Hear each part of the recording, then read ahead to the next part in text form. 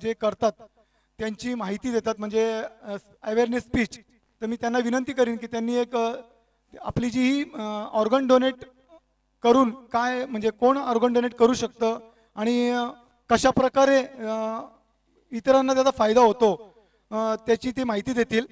आणि आपण इथे जे उपस्थित आहात त्यांनाही विनंती करतो मी की आपले काही प्रश्न असतील, काही शंका असतील तर त्या आपण जरूर त्यांना विचारा.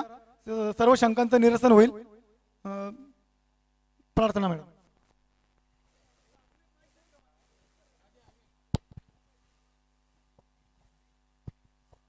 नमस्कार।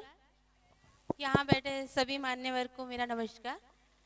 मेरा नाम प्रार्थना द्विवेदी है, मैं अपोलो हॉस्पिटल से हूँ। मैं ऑर्गन डोनेशन के बारे में आपको बताना चाहती हूँ। इसका मतलब ये है कि मैं आपको वो आपका जो हक है कि डेथ होने के बाद, मृत्यु के बाद हमने क्या करना चाहिए, ये एक सवाल आता है। हमारे पास दो ऑप्शन होते हैं, दो विकल्प होते हैं, या तो हम जलाते हैं या तो हम दफनाते हैं।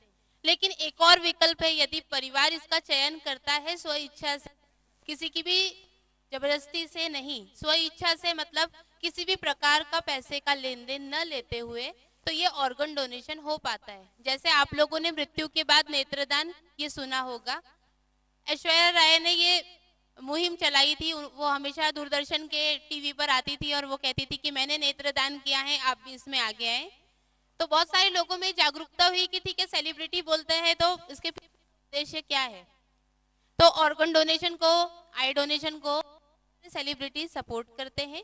तो सबसे पहले हम समझेंगे कि ऑर्गन डोनेशन मतलब क्या। मान लीजिए दो व्यक्ति हैं 20 साल के, एक जो है एक्सीडेंट हुई है, उसकी डेथ हो गई है, और एक जो है उसके ऑर्गन फेल है और वो सरवाइव कर रहा है, मतलब उसका ऑर्गन काम नहीं कर रहा है और डॉक्टर ने अचानक से उसे कहा है कि आपको ऑर्गन की जरूरत है। तो ऐसे टाइम पर ऑर्गन कहाँ से आएगा। देखिए, डेथ होने के बाद उस ऑर्गन की जरूरत उस परिवार वालों को भी नहीं होती और उस व्यक्ति को भी नहीं होती। यदि परिवार स्व इच्छा से तैयार होता है और ये विकल्प चुनता है तो उसके सारे ऑर्गन्स डोनेट होते हैं। अब हमारे बॉडी कौन से ऑर्गन्स है, जैसे हमारा हार्ट, लंग्स, किडनी, ये सारे हमारे सॉलिड ऑर्गन है। लेकिन ये सॉलिड ऑर्गन कब डोनेट कर सकते हैं और डेथ कौन से प्रकार की, हमें तो एक ही डेथ पता है, हृदय की गति रुक गई मतलब डेथ, उसे कहते हैं कार्डियक अरेस्ट।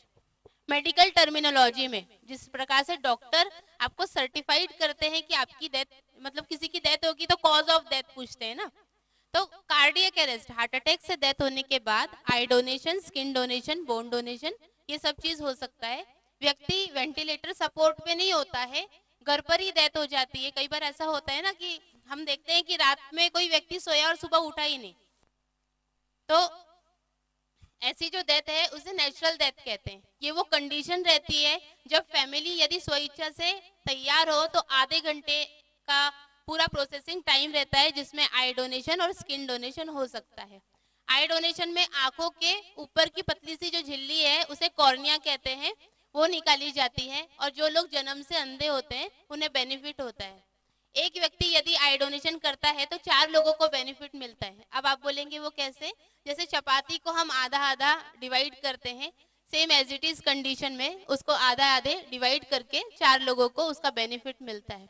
ऐसे ही स्किन डोनेशन जो होता है उसमें जो पेशेंट बर्न हो जाते हैं, 90% बर्न हो जाते हैं, उनको बेनिफिट मिलता है। निकाली गई स्किन 12 लोगों को हेल्प कर सकती है। और वो जो स्किन है वो आपके पीठ से, जैसे A4 साइज का पेपर होता है वैसे निकाली जाती है, आपके थाई पोर्शन, आपके हिप पोर्शन से और आपकी पीठ से निकाली जाती है। लेकिन एक ऐसी कंडीशन होती है जब व्यक्ति दिमाग से मर जाता है। हमें तो एक ही प्रकार की डेथ पता है कि जब हृदय की गति रुक, लेकिन 1000 में कोई एक ऐसा व्यक्ति होता है जो ब्रेन डेड केस होता है। ब्रेन डेड का मतलब क्या, कोमा नहीं, कोमा में व्यक्ति सुन समझ सकता है, लेकिन ब्रेन डेड एक ऐसी कंडीशन है जिसमें हमारे सर के पिछले हिस्से में चोट लग जाने की वजह से ये ब्लड सर्कुलेशन और ऑक्सीजन का सप्लाई बंद हो जाता है और दिमाग मर जाता है। एक बार दिमाग पे दबाव पड़ने के कारण दिमाग के मर जाने के बाद व्यक्ति वापस उस स्थिति में नहीं आ पाता है। जब डॉक्टर फैमिली को काउंसलिंग करते हैं और बताते हैं कि अब इसको कोई भी मेडिसिन नहीं कर रही है, ये ब्रेन डेड हो गए हैं, तो ये वो कंडीशन है कि पहले व्यक्ति समझे, परिवार वाले समझे कि ब्रेन डेड मतलब डेथ होता है। वेंटिलेटर सपोर्ट निकाला है, चाहे 2 मिनट में हो या 2 घंटे में हो। लेकिन हम जब अपने घर के किसी व्यक्ति का एक्सीडेंट हो गया, मान लीजिए कोई ऊंचाई से गिर गया, सर के पिछले हिस्से में चोट लग गई, दिमाग मर गया है, वो व्यक्ति खुद से सांस नहीं ले सकता, जब तक वेंटिलेटर सपोर्ट लगा है तब तक वो जीवित है। लेकिन परिवार वाले कैसे मानेंगे?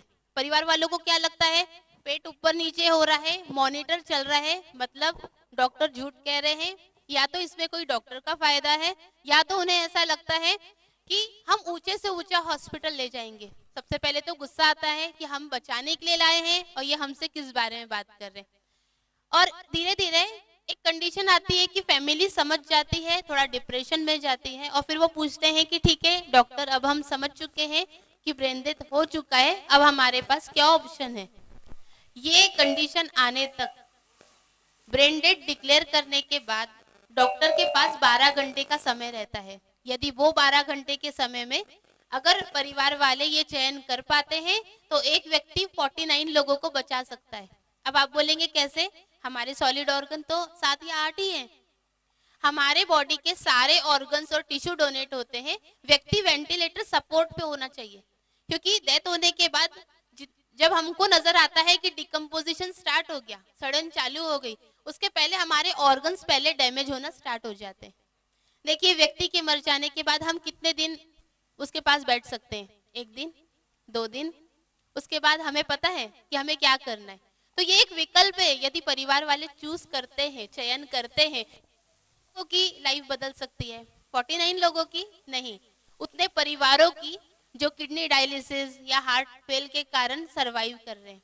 तो ये जो डिसीजन है ये क्यों चूज नहीं कर पाती फैमिली, क्यों ये सब्जेक्ट आज भी अनकंफर्टेबल है?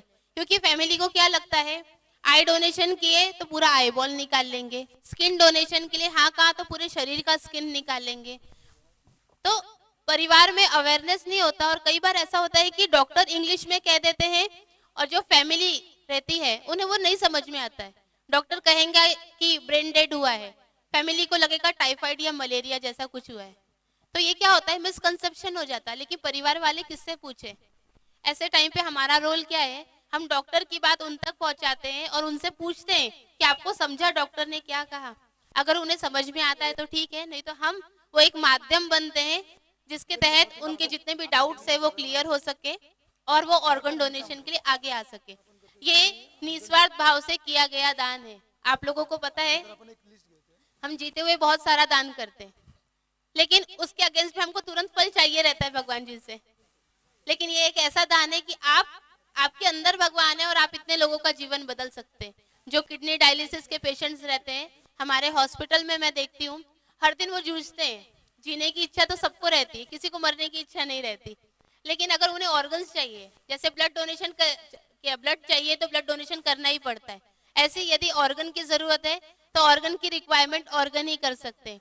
सबसे ज्यादा अवेयरनेस और फैमिली में ये कंफर्टेबल सब्जेक्ट होना चाहिए। जैसे अभी हम यहाँ फॉर्म भर रहे हैं, आपने यहाँ फॉर्म भरा, लेकिन घर जाके अपने परिवार में बताया ही नहीं कि हमको ये करना है। कल चल के मान लीजिए किसी का एक्सीडेंट हुआ, कोई पुलिस वाला या कोई पहुंचा तो वो बोलेंगे कि इनकी इच्छा थी ऑर्गन डोनेशन करने की, या मान लीजिए आप अपने दोस्त को बताते लेकिन घर पे नहीं बताते, तो फैमिली बोलती है हमको तो कभी बताया नहीं। तो कैसा होता है, आज जो आप सुन रहे हैं ये एजुकेशन सिर्फ अपने तक ना रखें। अगर मैं आपसे 10 बातें करती हूँ तो इसमें से 2 बातें ही सही है, लेकिन अपने घर में शेयर तो करिए। देखिए जीवन बीमा पॉलिसी की सभी बात करते हैं, वो भी जिंदगी के बाद है ना, वो कंफर्टेबल सब्जेक्ट है, तो फिर ये सब्जेक्ट क्यों नहीं? अगर आज आपने कहीं सुना है ना, तो कल चल के हॉस्पिटल के बाहर जब बैठे रहते हैं तो हम मेंटली स्ट्रेस से गुजरते हैं। ऐसे अगर हमें अच्छी भी बात बोली तो हमें बुरा लगता है।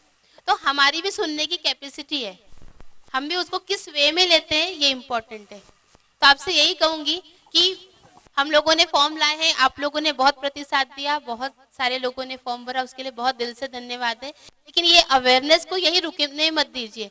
ऐसा हो सकता है कहीं ग्रामीण एरिया में, या मान लीजिए कहीं डेथ होती है और परिवार वाले कहते हैं यदि हमें पहले पता होता तो हम ये करते। तो हमें ये पहले पता होता, ये लाइन ही मिटा देनी है।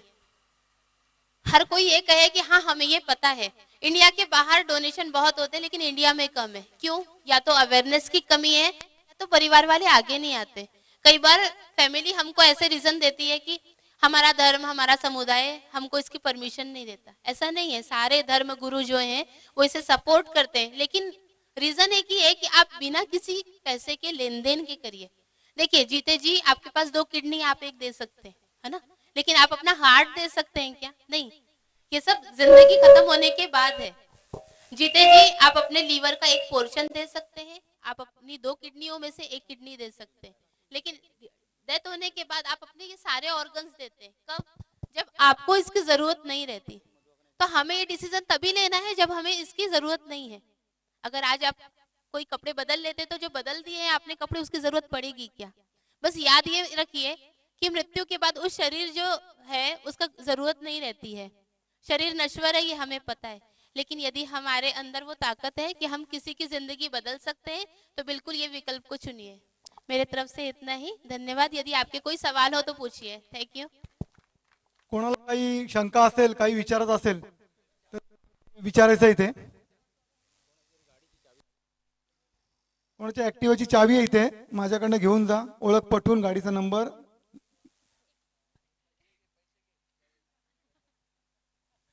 मिळाली. बापू चित्ते, मी तुम्हाला विनंती करतो थोडं स्टेजच्या इथे यायचं. महेंद्र दादा, कोणाला काही काही विचार